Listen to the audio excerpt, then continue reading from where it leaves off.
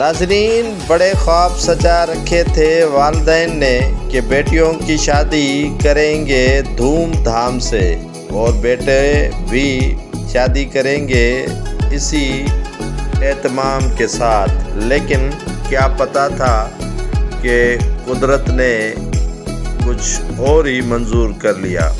2022 کے سیلاب میں جہاں سندھ کے سب کچھ بہا کر لے گیا، وہاں پر ان غریب افراد کو اپنے بیٹیوں کی شادی کروانا اور ان کو گھر سے ودا کرنا مشکل بن گیا تھا۔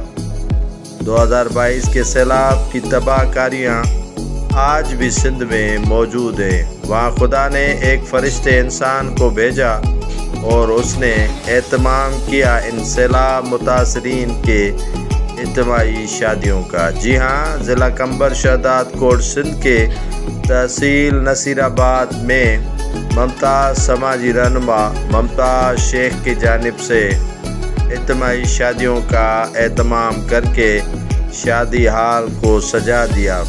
اجتماعی شادیوں میں 40 سے زائد اجتماعی جوڑے شریک ہوئے اور بڑی تعداد میں علاقے کے باسیوں نے بھی اس خوشی اور مسرت کے موقع پر شرکت کی۔